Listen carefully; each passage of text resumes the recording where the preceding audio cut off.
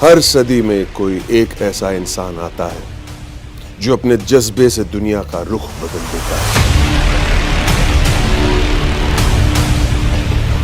जिसने फुटपाथ पर डिक्शनरीज बेचकर पढ़ाई का खर्चा निकाला और आज बड़े बड़े बिजनेस टाइकून्स उसे कंसल्ट करके डिसीजंस लेते अनफिट एज अ ट्रेनर बोलकर। कंपनीज ने जिसको रिजेक्ट किया था, आज वो एशिया का नंबर 1 मोटिवेशनल स्पीकर का अवार्ड जीत चुका है। और एक ऐसे बिजनेस कोच जिनकी लर्निंग्स अपनाकर कितने ही डूबते हुए बिजनेस और स्टार्टअप्स अपने पैरों पर खड़े हो गए और आज लाखों करोड़ों में खेल रहे हैं।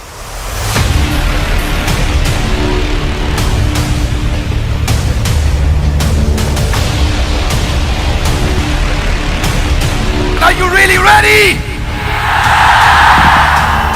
नमस्ते, मैं हूं बमन ईरानी और आज मैं कुछ ज्यादा ही एक्साइटेड हूं, इसलिए कि मैं ऐसी एक शख्सियत से मिलने जा रहा हूं जिनके बारे में मैंने बहुत कुछ पढ़ा था, बहुत कुछ सुना था, बहुत सारे वीडियोस देखे उनके यूट्यूब पे वगैरह वगैरह, लेकिन रियल में मिलना कुछ और ही बात होती है।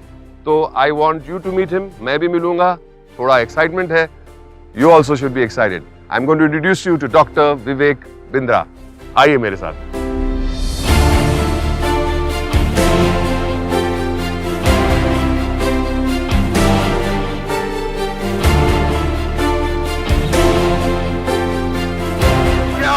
Such a joy. बहुत खुश हूँ, बहुत खुश हूँ। Amazing. You could make it, That was the main thing. I had to come. कैसे भी करके। बहुत नुकसान हुआ है, मैं आपको बताऊंगा क्यों। मैंने बहुत सारे डेट ब्लॉक कर, मैंने अभी नहीं बताऊंगा। But I'm so happy to see you. I am so happy to see you. You could make it. क्या बस वहाँ बैठे हैं। उस तरफ चलो। Let's go. Please come. Thank you. Thank you very much. क्या बात है sir. Thank you. Thank you. Very proud to be here. बहुत खुश हूँ मैं आज यहाँ पे आया हूँ। लेकिन आपसे एक शिकायत है। बहुत नुकसान हुआ है मुझे। नुकसान हो गया कैसे सर? जब मुझे बताया गया था कि आपसे मिलना है, आपके बारे में बहुत सुना था, पढ़ा था, यूट्यूब पे देखा भी था, तो मुझे आना था जरूर, लेकिन मुझे बहुत डेट्स ब्लॉक करने पड़े, इसलिए मैंने मैनेजर से कहा कि please block any amount of dates but I have to meet you, आपसे जरूर मिलना है। वाह, amazing, that's so kind of you sir, क्या बात है। तो पहले तो मैं आपको मुबारकबाद देना चाहूंगा कि आपको इकोनॉमिक टाइम्स के जरिए आपको the game changer of India award मिला है। That's absolutely amazing.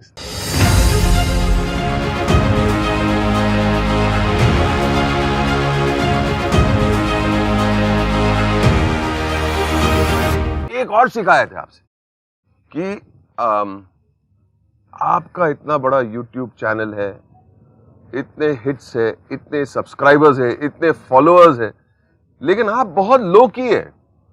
आपके बारे में लोग इतना बहुत जानते नहीं हैं। तो आई नीड टू नो, और आपके जो फॉलोअर्स है, आपके चाहने वाले कितने लोग हैं, thousands and lakhs and millions of people जानना चाहेंगे आपके बारे में लिटिल मोर। आप बहुत ही लो की है सर। बचपन के बारे में, आपकी शुरुआत, आपकी जिंदगी, आपका बैकग्राउंड, आपके माँ बाप, आपका योर एजुकेशन, आप शरारती थे, गुड बॉय थे, क्या थे, जानना जरूरी है। Let us know. बहुत लोगों ने पूछा था अब तक, यूट्यूब पे कमेंट्स में लोग पूछते थे, जगह जगह पूछते थे अपने बारे में बताइए। तो थोड़ा पर्सनल लाइफ को मैंने अब तक थोड़ा बाहर रखा। बमन जी थैंक यू, आपने ये पूछा। आपकी लाइफ से बहुत इंस्पिरेशन मिला मुझे। वैसे मेरा लाइफ थोड़ा स्ट्रगल रहा बचपन में जब समझिए मैं लगभग 2.5-3 साल का था, लखनऊ में मेरा जन्म हुआ था। पिताजी का देहांत जल्दी हो गया था और कुछ फैमिली सर्कमस्टांसेस ऐसे रहे कि फिर मैं मदर के साथ भी नहीं रह पाया अपनी। और उसके बाद कुछ समय चाचा के साथ काफ़ी समय जीवन में बिताया, दादाजी के पास बहुत समय बिताया, अलग अलग स्कूल बदले, दिल्ली पहुँचे और मुझे याद है थोड़ा काफ़ी स्पोर्ट्स में बहुत इन्वॉल्व रहता था, जिससे मुझे बाउंस बैक करने की बहुत ताकत आई। आपने सुना होगा मेरे वीडियोस में। बाउंस बैक मैंने बहुत बार सुना है, तो बचपन से ही बाउंस बैक। ओके, ये एथलेटिक्स और स्पोर्ट्स का बड़ा रोल रहता है सर। क्या है, जब बैडमिंटन में हार हुए मैच को जीतने की ताकत आती थी, प्रैक्टिस होती थी, तो उसको मैं लाइफ से रिलेट कर पाता था। एथलेटिक्स में मैं I was a national runner, मैं बेंटम वेट कैटेगरी में थोड़ा मुआय थाई बॉक्सिंग भी किया और कई गेम्स में मैं पार्टिसिपेट किया। तो उसमें क्या है, जो डिप्रेसिंग टाइम्स को हैंडल करने के लिए जो ताकत थी ना, एक आउटलेट मिलता है, बिल्कुल you can give it back. वो जो आउटलेट है, उस आउटलेट में अब समझिए जब कभी हारा हुआ मैच जीतता था ना, तो उसको मैं लाइफ से रिलेट कर पाता था। फिर मुझे याद है पार्ट टाइम काम शुरू किया, थोड़ा होम ट्यूशंस का। आई इंटरप्ट यू, ये एक सवाल, आप स्टूडेंट कैसे थे? स्टूडेंट में कुछ सब्जेक्ट में बहुत अच्छा था, आई विल नॉट लाई। कुछ सब्जेक्ट में मैथमेटिक्स Just like नहीं me. पसंद था। मैथमेटिक्स पसंद था आपको? ना। सेम, मैं डिसकैलकुलिक था अच्छा, मैथमेटिक्स में, आज भी नंबर्स मुझे दिमाग में घुसते नहीं। Anyway, so you were okay student, certain subjects में आप अच्छे थे? नहीं, बिजनेस स्टडीज में मेरे ख्याल स्कूल में मेरे हाईएस्ट थे। इकोनॉमिक्स में आई वाज गुड, और थोड़ा बिजनेस के प्रति नेचुरल फ्लेयर भी हो गया था। मैंने पहले ही अपना ही छोटे छोटे पार्ट टाइम अपने बिजनेस शुरू कर दिए थे। अपनी कॉलोनी में पर्चे छपवा के होम ट्यूशंस का काम भी शुरू कर दिया था, जिससे मुझे कुछ इनकम होने लगा। आप ट्यूशन टीचर थे? मैं सोचा कि अगर मैं खुद ही पढ़ाऊंगा ना, तो मेरी एक लिमिट रहेगी। तो मैंने और टीचर्स को साथ में एंगेज करना शुरू कर दिया कि तुम पढ़ाओ। आई थॉट ये स्केल अप हो सकता है। एजुकेशन विद एंटरप्रेन्योरशिप कॉम्बिनेशन, पहले से ही। आपकी उम्र क्या थी उस वक्त? मेरे ख्याल है तब मैं शायद 16-17 का था। Oh my God. 16 का था मैं। तो आपका एक टीम था, बैच ऑफ टीचर्स, जाके कॉलोनी में सबको सिखाते रहते थे। एक्चुअली क्या हुआ, मैं देखिए क्या बोलते हैं ना, वो आवश्यकता ही आविष्कार की जननी है। मेरे को उस समय चैलेंज था, पैसे नहीं थे हाथ में। मैं सोचा अगर ट्यूशन सेंटर खोलूंगा तो केपेक्स लग जाएगा, कुछ कैपिटल एक्सपेंडिचर हो जाएगा, तो कैसे asset light fly light model पे जाएं। तो मैं सोचा कि ऐसा कुछ करते हैं कि होम ट्यूशन ही करते हैं, ऑफिस खोलने का झंझट खत्म, एक लड़का बैठेगा, वो फोन कॉल देगा, ऐड से आएगा, और वहीं से अपना टीचर जाएगा, उससे भी कमीशन मिलेगा, स्टूडेंट को पढ़ाएगा, उससे भी मिलेगा, मेरा खर्चा आराम से चल जाएगा। खर्चा भी निकलता था, उसके अलावा और कुछ निकलता था उससे? नहीं, थोड़ा सा मुनाफा भी हुआ। मेरी अपनी पढ़ाई का भी थोड़ा मैं सपोर्ट कर पाया। तो आप तो कंफर्टेबल हो गए रहेंगे उस वक्त। Why didn't you remain comfortable वहीं पे? Why did you not continue doing that only? Actually जरूरत तो बहुत थी ना। मैं university of east London business school में मेरा एडमिशन हो गया था। एमिटी के साथ बाद में मेरा आगे सेकंड सेक्शन था, मैनेजमेंट प्रोग्राम, जब मैं एमबीए कर रहा था। तो तब उसका फीस बहुत ज़्यादा था, और वो मैं नहीं जुटा पाया था उस समय, और वो इच्छा मेरी बाकी रह गई थी। एडमिशन हो गया था, लेकिन उसके लिए बड़ा लोन चाहिए था। बैंक को तो कोलैटरल सिक्योरिटी, गारंटर सब चाहिए है, तो वो सुविधा नहीं थी उस समय। थोड़ा बहुत तो मैं कर सकता था। डिसअपॉइंटमेंट तो डबल होगा कि आपको एक्सेप्ट किया गया था, लेकिन आप नहीं जा पाए। What did you feel at that point of time? Mohammed ji, idea बड़ा सिंपल है। ये जो तकलीफ थी ना कि मैं नहीं जा सका वहां पे, ये मैं महसूस कर रहा था मेरे अकेले की नहीं है। मतलब ये मैंने महसूस किया है कि मेरे उन दिनों भी आसपास मेरी कॉलोनी में, और फिर जो असली भारत है वो दिल्ली और मुंबई से काफ़ी बाहर है। ऐसे हज़ारों लोगों को मैंने महसूस किया जिनको ये तकलीफ थी। वो तकलीफ मेरी बहुत बड़ी है। तो मैंने एक्चुअली आगे चल के ना उसी को मिशन बनाया था अपना। ये जो आज हम मिल रहे हैं, आज जिसके कारण आज मैं आप इतना समय निकाल के आए आज हमारे पास, ये कोई आसान बात थोड़ी है। You're an inspiration to our country. Life is like a race. नहीं, बट टुडे आज मेरा मौका है। I want to be inspired. तो मैं सवाल पूछूंगा सर आपसे। आप डिसअपॉइंटेड हो गए। आपने तो फिर आपका नेक्स्ट प्लान क्या? नेक्स्ट प्लान ये था, मैं पढ़ाई तो खत्म किया। बात सही है, वो डिसअपॉइंटमेंट थोड़े दिन कंटिन्यू रही थी, और वो कुछ समय काफ़ी मेरी लाइफ का बहुत ही ख़राब फेज था। मैं सोचता हूँ कि मैं अगर शायद स्पोर्ट्समैन नहीं रहा होता तो मैं उतना नहीं पहुंचता, लेकिन अगला जो पढ़ावा आया मेरे को, वो कम लोगों को मालूम है मेरे बारे में। अच्छा। I became a monk after my education. मैंने सोचा कि अब माता पिता भी नहीं है, कोई ऐसे सगे भाई बहन भी नहीं दिख रहे हैं, कुछ और दिख नहीं रहा है आसपास। मैं सोचता हूँ कि क्यों नहीं इस जीवन को भगवान की, समाज की सेवा में लगा दूँ। So 4 years I left my life and I became a monk. This is when I started living a brahmachari life.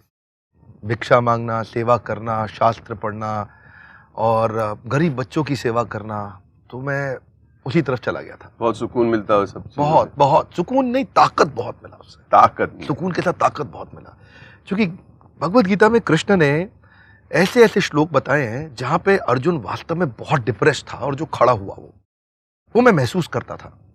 और वो मैं महसूस करता था कि शायद मैं अर्जुन तो नहीं हूं, लेकिन अर्जुन की तरह सुनने का प्रयास कर रहा हूं। और वहां से ऐसा इंस्पिरेशन मिला कि कृष्ण ने मतलब जगह जगह बताया कि एक होपलेस एंड को एंडलेस होप कैसे बनाएं, एक ब्रेकडाउन को ब्रेक थ्रू कैसे बनाएं। क्राई नहीं करना है, ट्राई करना है। अच्छा, उसके पहले या उसके बाद मेरा मानना है कि आप रोड पे डिक्शनरीज बेचते थे। हाँ, बिल्कुल ठीक है। इसके पहले कि इसके बाद? हाँ नहीं, इसके पहले था वो, इसके पहले था। ये कॉलेज टाइम में मैं क्या करता था, शाम के समय डिक्शनरीज का एक बड़ा बैग लेके जाता था। और मेरे ख्याल है, मुझको याद है, एक डिक्शनरी पे मुझको 25-30 रुपया बचता था, और अगर ज़्यादा बेच दूँ तो 50 रुपया तक बच जाता था। 600 रुपये की एक डिक्शनरी होती थी, बड़ी अच्छी। तो ऑक्सफोर्ड वाली? हाँ, ब्लू एंड रेड। हाँ बिल्कुल बिल्कुल। आज मैं बच्चों को देखता हूँ जब रोड पे डिक्शनरी बेचते, तो I will feel a new kind of relationship with that person. क्योंकि अच्छा, तो आप वहां से आप इस्कॉन चले गए। हाँ, और ब्रह्मचारी बन गए। हाँ। वहां से आप एंटरप्रेन्योर कैसे बने? क्या चेंज आया? किसने आपको एडवाइस किया? क्या आप अंदर से आपने, किसी ने आपको कहा, और you told yourself? What was that change? ये चेंज ना, मैं भगवत गीता पे लेक्चर लिया करता था। ओके। और भगवत गीता के बारे में मैं काफ़ी कॉलेजेस में जाके, कहीं कॉर्पोरेट्स में जाके, while wearing dhoti kurta, while wearing the robes, I used to go and deliver speeches there. और बाद में मेरे गुरुदेव ने मुझे कहा कि आप ज़्यादा अच्छी सेवा कर सकोगे जब आप बाहर संसारिक जीवन में रहोगे। आप यहाँ पे रह के आपकी लिमिटेशन लिमिटेशन रह जाएगी। लिमिटेशन रह जाएगी, क्योंकि आपको ताकत मिल चुकी थी। हाँ, वो ट्रेनिंग थी। वो ब्रह्मचर्य आश्रम में जो इंद्रियों को, सेंसेस को, डिजायर्स को कंट्रोल करके, डिसिप्लिन में रह के, सुबह अर्ली मॉर्निंग उठ करके साधना करके, उसके बाद ताकत अपनी बिल्ड करके, मेडिटेशन साधना के बाद फिर दिन भर का काम करना। कृष्ण कहते हैं गीता में कि पहले मेरा स्मरण करो, उसके बाद कर्म करो, युद्ध करो। अर्जुन को बोला, माम अनुस्मर युद्ध च, पहले अनुस्मरण मतलब रिमेंबर मी, देन युद्ध। तो मेरा युद्ध जो है वो तो ट्रेनिंग इंडस्ट्री का युद्ध है, लोगों को एंटरप्रेन्योर बनाने का। तो आपको एडवाइस किसने दिया? मेरे गुरुदेव ने दिया। गुरुदेव ने दिया, कहा कि बाहर जाओ और you will be of more help to society अगर आप बाहर जाके ये नॉलेज को आप डिजिटल प्लेटफॉर्म का अपॉर्चुनिटी मिला हमारे को। उन्होंने मुझसे कहा था कि आप भगवत गीता को मत छोड़िएगा। ओके। हाँ, उन्होंने कहा भगवत गीता को मत छोड़िएगा। आपके जो सब जो लेक्चर्स थे कॉलेजेस में और कॉर्पोरेट्स में, बेस्ड ऑन भगवत गीता? हाँ, based on Bhagwat Gita, correct. तो आप कितने साल किए वो सब? मेरे ख्याल है मैं लेक्चर्स तो 2006 में ही शुरू कर दिया था देना, पर इसको जो बिजनेस में हमने जो बनाया था वो 2013 में शुरू किया था। उसी में मेरा यूट्यूब चैनल भी उस समय शुरू किया। तो फिर आपने कॉर्पोरेट स्पीकिंग का काम शुरू कर दिया, but that also requires money, no sir? पैसे की जरूरत पड़ती है ना उसके लिए। ठीक, वो पैसे आए कहाँ से? हाँ मामा जी, पैसे नहीं थे बस शुरू में। एक्चुअली यही नहीं कि हमेशा कोई भी स्टार्टअप और बिजनेस में दो चीजों का चैलेंज होता है, एक पैसा और एक मैन पावर। तो क्या किया क्या आपने? ऐसा था कि जब हायरिंग कराना मैंने शुरू में, तो लोग आते थे, इंटरव्यू देते थे, छोटा सा एक कमरे का ऑफिस देखते थे ऐसा ऐसा करके, और उसके बाद मैं उनको बोलता था बड़ा सपना है, बहुत बड़ी कंपनी बनाएंगे, पूरे देश में परिवर्तन लाएंगे। तो फिर ऊपर देखते थे एसी नहीं लगा है, इधर आजू बाजू देखते थे कोई आदमी नहीं बैठा, तो चले जाते थे। नेगोशिएट भी नहीं करते थे सैलरी, तो बात भी नहीं करते। इधर कोई फ्यूचर ही नहीं है, फ्यूचर नहीं है ना, क्योंकि देखिए अच्छी टैलेंटेड मैन पावर नहीं आती है। ऐसा फिर धीरे धीरे मुझे जर्नी समझ में आया, तो मुझे ये समझ में आया कि अभी मेरी कंपनी में वो लोग आएंगे जो सबैटिकल पे है। सबैटिकल मतलब जिसके पास जॉब नहीं है अभी वो आदमी आएगा जो कोई पार्किंग लॉट की तरह जॉब ढूंढ रहा है, जिसको 3-4-5 महीने का जुगाड़ चाहिए, जब उसकी अच्छी लग जाएगी तो यहां से निकल जाएगा। लेकिन वो आदमी जाएगा नहीं कभी। नहीं, जाते लोग, जाते। अच्छा। मैं प्रिपेयर्ड हो गया था कि शुरू के 20-25 लोग ऐसे ही हायर करूंगा और इनकी शक्ल दिखा के बढ़िया आदमी लेकर के आऊंगा। ये बाद में रहें या जाएं कोई बात नहीं, लेकिन अच्छी मैन पावर दिखाने के लिए, लाने के लिए कुछ तो लोग रहने चाहिए कंपनी में। तो मैं प्रिपेयर्ड था 1 साल के। एक्चुअली विजुअल मैन पावर तो दिखनी चाहिए ना, दिखनी चाहिए विजुअली कि मतलब है लोग, काम ये काम काज है, कारोबार है। अच्छा, okay, I am getting your drift sir, I am understanding your mind. या खर्चा बचाना था, ऑफिस छोटा था, बाथरूम नहीं था वहां पे, पब्लिक वॉशरूम में जाना पड़ता था। शुरू में मुझे याद है कुछ दिन तो ऐसे थे कि मैं अपने ऑफिस के एम्प्लॉयज को वॉशरूम में जाने का टाइम बताया था, ये टाइम पे आप वॉशरूम जाया करो। उससे पहले मैं क्या करता था एक्चुअली, उससे पहले मैं खुद जाके पहले वॉशरूम धोता था। क्या बात है? ताकि क्योंकि वो टॉयलेट इतने गंदे थे कि अगर महिला उसको यूटीआई जैसे कई इन्फेक्शन कैच कर सकते हैं, और वो पब्लिक टॉयलेट तो आप जानते हैं कि नोबडी टेक रिस्पॉन्सिबिलिटी। लेकिन मुझे ये डर था कि आज अगर मैंने वॉशरूम इनके लिए धोया नहीं ना, तो ये मेरे को छोड़ के चले जाएंगे, और अगर ये छोड़ के चले गए, बढ़िया मैन पावर नहीं रही मेरे साथ, तो मैं आगे अपना सपना जो देश में इम्पैक्ट लाने का था नहीं। सर मैं आपको रोकूंगा, आपने अभी इसके बीच में एक बहुत बड़ी बात कही, अगर ये लोग चले जाएंगे, आपने कहा टॉयलेट की वजह से, मैंने आज तक नहीं सुना कि कोई भी काम करने आता है वो टॉयलेट की वजह से ये भी ऐसा कोई प्रॉब्लम होता है, पर आपने ये कहा कि अगर ये लोग चले जाएंगे तो मेरा वो जो बड़ा सपना है वो अधूरा रह जाएगा। तो बिफोर वी गो ऑन, मुझे ये सुनना है कि ये बड़ा सपना, ये सपना क्या था आपका? सपना बड़ा सरल था कि जो तकलीफ मैंने सही, आज हम मानते हैं, मैं हमेशा बोलता हूं कि हमारा जो कंटेंट है वो पेरिस के लिए नहीं है, पीलीभीत के लिए है, वो भागलपुर के गांव के गरीब बच्चे के लिए, बॉस्टन के लिए नहीं बना रहे हम लोग, हम मैनहट्टन, मैनचेस्टर, मेलबर्न के लिए नहीं बना रहे, हम मोगा के लिए बना रहे हैं। तो वो जो देश में बड़ी क्रांति लानी थी, उसके रेवोल्यूशन की जर्नी को मैं पहचान रहा था, और वो बड़ा सपना जो था ना, वो यही था कि अगर एक आम आदमी को हम अफोर्डेबल एजुकेशन दे दिया मैनेजमेंट का, और 5 बेस्ट यूनिवर्सिटीज है, हार्वर्ड है, वॉटन है, स्टैनफोर्ड है, INSEAD है, लंदन स्कूल ऑफ बिजनेस है, अगर ये 5 बेस्ट यूनिवर्सिटीज इस लेवल का कंटेंट हम दे सकें, तो उसके लिए मैन पावर चाहिए था, मैं अकेला नहीं कर सकता था। अब शुरुआत कहां से होती है? From the washroom. हाँ जी, सोचो हाँ जी, कि आपका जो सपना था, मतलब you are talking about Stanford and Wharton and Princeton, लेकिन आप टॉयलेट साफ कर रहे हैं वो सपना प्राप्त करने के लिए। I have never heard of anything, मेरे लाइफ में मैंने ऐसी बात कभी सुनी नहीं, जो एक इंसान बोल रहा है कि मेरा सपना वर्ल्ड क्लास से भी वर्ल्ड क्लास का लक्ष्य है मेरा, और लेकिन शुरुआत मैं करूंगा टॉयलेट साफ करने से। I can not imagine this, I can not even conceive कि ऐसी कहानी कोई लिख सकता है। दुनिया में लोगों ने बहुत स्ट्रगल देखे हैं, बहुत, लेकिन ये बहुत यूनिक स्ट्रगल है। जी जी, तो मुझे बहुत कुछ और जानना है हाँ। इसके बारे में। मैं एक दफा, बड़ा अमेजिंग एक्सपीरियंस था मुझे, कि पानी की टंकी हमारी खराब हो गई थी, लीक कर गई थी छत पे, बाथरूम में जो पानी जाता था। अब क्या होता है, एम्प्लॉइज के मन में छोटी भी नेगेटिविटी आती है तो नीचे चाय की टपरी पे जाकर के आपस में बात करते हैं, ये कंपनी में दम नहीं है, चलेगी नहीं कंपनी, ये निकल यहाँ से, ये साथ साथ ढूंढता रहे।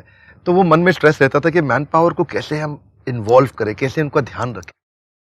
अब वो टंकी जब लीक कर रही थी तो पानी फिर से खत्म हो जाएगा बाथरूम में, तो मैं क्या करता था, छत पे जाता था, और छत की छोटी सी एक और छत होती थी ऊपर, जिसके ऊपर 4 पानी की टंकी थी। मैंने वहां बाल्टियां 2 रख रखी थी, जब यहाँ पानी खत्म हो तो मैं दूसरी टंकी से मैनुअली बाल्टी निकाल के इस टंकी में भरता था, ताकि एम्प्लॉइज को कोई तकलीफ ना आए, उनको वॉश बेसिन जाना है, लंच के बाद हाथ मुंह धोना है, कुछ करना है, कोई मुश्किल ना आए। ये शुरुआत में पैसा बचा के धीरे धीरे मैंने एक्चुअली पैसा अपने पे खर्च नहीं करता था। मैं आज भी अपने घर में रहता हूँ, आज आप घर पे हैं हमारे, मैं कुर्ता पजामा सिंपल लाइफ में रहता हूँ। मैं अपने पे खर्च नहीं किया, मैं चाहता था कि एम्प्लॉइज को रिटेन करें, और फिर धीरे धीरे अच्छी मैन पावर आई, उन्होंने हमारी वैल्यूज देखी, समझा, पहचाना, और फिर रुक गए। आज भी जो लोग उस समय मेरी कंपनी की शुरुआत में थे, उनमें से लगभग सारे लीडर्स आज भी हमारे साथ हैं, कोई छोड़ के नहीं गया हमारे को। बिकॉज दे हैव सीन, देख रहे कि इंसान क्या क्या कर रहा है, टंकी के लिए चढ़ रहा है, जाके हम बाथरूम में जाने के पहले जाके खुद साफ कर रहे हैं। It's very inspiring sir. एक दफ़ा मैं आपको बताता हूँ, मैं क्योंकि था तो मैं मंदिर में ब्रह्मचारी आश्रम में, तो बिजनेस का डायरेक्ट एक्सपीरियंस नहीं था, बिजनेस फैमिली नहीं थी। एक दफ़ा कुछ ऐसा गलती हो गया था मुझसे, और ऐसा समय आया था, 2016 की बात है। उस समय मेरी बड़े 5-6 बड़े कॉर्पोरेट के प्रोजेक्ट थे। वैसे सब कॉर्पोरेट हमसे काम करते थे, लेकिन ये बड़े लार्ज साइज प्रोजेक्ट थे। इनके दम पे हमने काफ़ी बड़ी मैन पावर हायर करी थी, लगभग 100 लोग के आसपास हो गए थे टीम में 2016 में। और अचानक कुछ ऐसा हुआ कि मेरे 6 प्रोजेक्ट इकट्ठे खत्म हो गए बिना पैसा दिए, 3-3 महीने का पैसा पेंडिंग था। अच्छा, आउटस्टैंडिंग मतलब उन्होंने मेरे को दिया नहीं। अब ये आउटस्टैंडिंग का भी जो चक्कर है लोग बहुत आइडेंटिफाई करते हैं इससे। हाँ बहुत high। इसकी वजह से बहुत सारे बिजनेस खत्म हो उनके भी सॉल्यूशंस होंगे आपके हाँ, पास। बिल्कुल बिल्कुल। You must be on your, तो हम सिखाते हैं। सिखाते हैं लोगों को। Anyway go on sir. Employees के प्रति कमिटमेंट बहुत जरूरी है। वो मैंने ऐसा सिखाया और ऐसा खुद प्रैक्टिस किया कि जब हमारी कंपनी में पैसा आना बंद हो गया अचानक, और मुझे याद है 23 जून 2016 थी, और मुझे अचानक पता चला कि 3-3, 4-4 महीने से पैसा आया नहीं, और क्लाइंट ने अचानक ईमेल करके बोल दिया कि हम प्रोजेक्ट डिसकंटिन्यू कर रहे हैं, और अचानक कंपनी में सब हड़कंप हो गया। हमारे यहाँ तनख्वाह देने की तारीख थी 7 जुलाई। हर महीने की 7 तारीख को हम तनख्वाह देते हैं। 7 तारीख से पहले 23 जून से 30 जून तक मैंने तैयारी करके अपने मकान को बेच दिया, और लोगों को पता नहीं, आज भी मेरे एम्प्लॉइज को नहीं पता थी ये बात, बहुत लंबे समय तक उनको नहीं पता थी कि मैं 7 जुलाई की मेरी कमिटमेंट है, क्योंकि हमने अपनी लाइफ में पहले दिन ही सोच लिया था कि एम्प्लॉइज की सैलरी जिंदगी में कभी डिले नहीं होने देंगे। एक भी दिन ऐसा नहीं होगा जब मैं स्टार्टअप में पैसा नहीं होता, लेकिन कैसा भी करके इनकी सैलरी टाइम से पहुंचाएंगे, मैं नहीं दूँ, अगर कुछ भी नहीं मिलेगा मेरे को चलेगा। वही हुआ। 7 तारीख को सबको सैलरी मिली, लेकिन धीरे धीरे लोगों को पता चल गया था कि हालत खराब है कंपनी की, बहुत हालत खराब है। तो वही हुआ, 100 में से काफ़ी सारे कुछ एम्प्लॉय छोड़ के गए, कुछ को हमें भी थैंक यू बोलना पड़ा, कुछ को हमें बोलना पड़ा थोड़ा रुको, थोड़ा बताएंगे आपको, थोड़ा और कहीं काम कर लीजिए थोड़े दिन के लिए। उनको 1 महीने का नोटिस का पैसा दिया, उनकी तनख्वाह का पैसा दिया, वो लोग गए, और वहाँ से मेरा वो जो भगवत गीता की ताकत थी ना, वहाँ से मैं फिर से खड़ा हुआ, और 3 से 4-5 महीने के अंदर अंदर हमने कंपनी का फिर से टर्न अराउंड ला दिया। Bounce back. बैडमिंटन, हाँ जी बिल्कुल। स्पोर्ट्स, हाँ the sportsman in you came alive. Correct. हाँ जी। फिर लेकिन अगर आप मेरी बैलेंस शीट देखोगे, 2013, 14, 15, 16, 17, 18 और अब 19 की क्लोजिंग जो हमारी हुई है अभी, 18-19 की है, पूरे साल में फाइनेंशियल इंपैक्ट किसी को नहीं पता चलेगा। उसका कारण क्या है? 2 क्वार्टर खराब हुए, लेकिन अगले 2 क्वार्टर इतने अच्छे कर दिए, बैलेंस हो जाता है कि वो पिछले साल से 3 गुना ज्यादा ग्रो कर गया ये साल। मैं आपको बताता हूं, हमारा एक टारगेट रहता है कि हमारी कंपनी हर साल 300% ग्रो करनी चाहिए, 300% हमें ग्रो करना है हर साल। तो वो जो जून में दिक्कत आया, वो जुलाई, अगस्त, सितंबर में हमने कवर किया, और अक्टूबर से लेकर मार्च तक वो फाइनेंशियल ईयर हमने फिर से लास्ट के 6 महीनों में हमने पिछले 6 महीने को इतना कवर अप कर दिया कि फिर से कंपनी 3 गुना ग्रो कर गई। क्या हुआ? ये मेरे ख्याल में ये क्षमता लोगों के पास है, पर वो जल्दी से सामने वाले अंधेरे को देख के घबरा जाते हैं। ज्यादातर बिजनेसमैन क्यों फेल होगा? उसको दूर की जर्नी नहीं दिखती है, उसको समझ नहीं आता कि ये जो अंधेरा है, इस अंधेरे में मैं कहां जाके निकलूंगा, और वहां वो घबरा के खत्म हो जाता है। डोंट पैनिक, बेसिकली आपका बोलने का मतलब है डोंट पैनिक। अगर आपको रोशनी नहीं दिखती है, लेकिन अगर आपका प्लान सॉलिड है, यू विल सक्सीड। बोलने का मतलब ये है। करेक्ट। सुपर। डॉक्टर साहब, आपकी जगह कितनी खूबसूरत है, आप दिखाइए तो। जी, क्या बात है, क्या बात है सर। आइए please go, let's go. Thank you. आइए वॉक कर। हाँ जी।